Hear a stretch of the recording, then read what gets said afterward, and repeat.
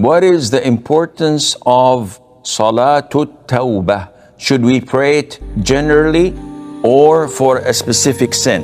What is meant by Tawbah? Tawbah is repentance. So when do you repent? When you make a mistake, when you make a sin. So is there a specific prayer for repentance? The answer is yes.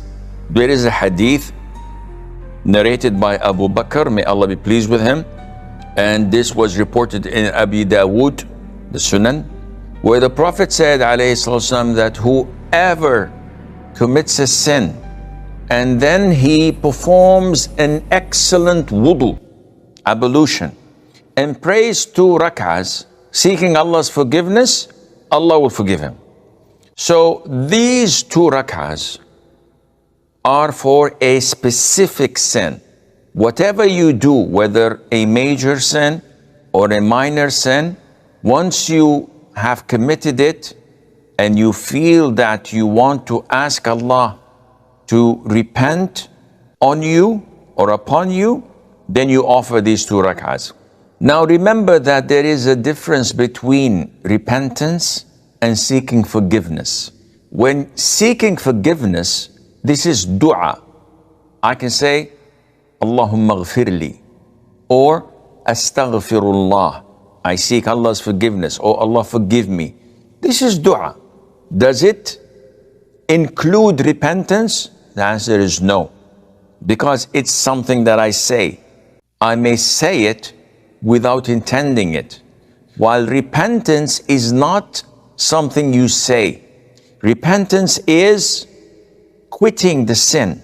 So if I'm smoking and I say, oh, astaghfirullah, smoking is bad, man, this is awful, I should not do this, and I'm still continuing to do it, this is no repentance in here.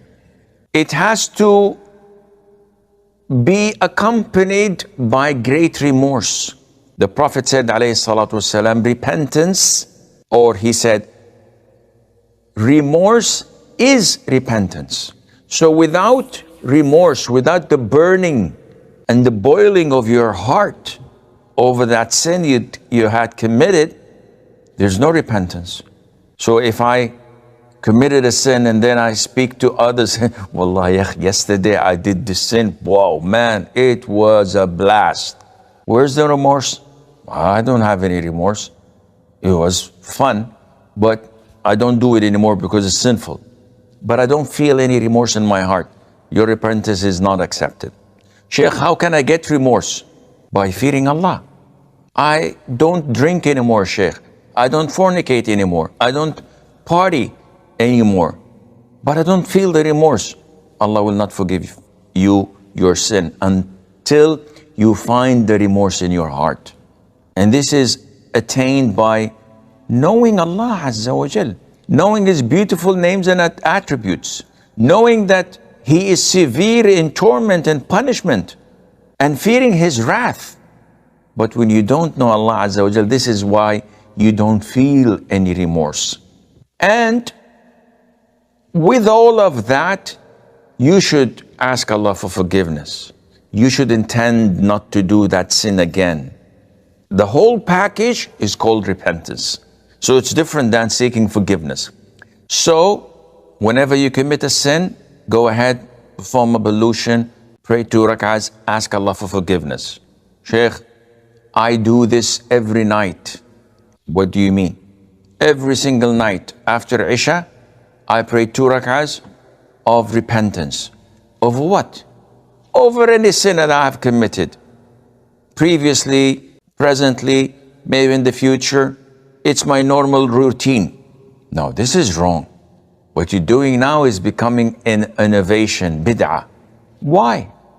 Simply because the Prophet made a condition, alayhi salatu wasalam, that whenever you sin, so this has to be a particular sin that you're praying and offering these 2 rak'ahs for repentance, not generally speaking. And this is why so many of us make the common mistake of innovating in Islam. You think that this concept is good, You implement it without looking and researching whether it was done by the Prophet ﷺ and his companions or not. So many people after Fajr prayer, after dhikr is over, before they leave the masjid, they fall and prostrate.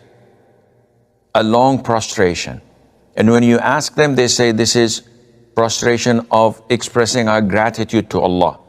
This was never done by the Prophet ﷺ or his companions. And continuing to do it every single Fajr or after every single prayer, this is a clear innovation that Allah is not pleased with. So be careful, and inshallah, Allah will forgive your sins and ours.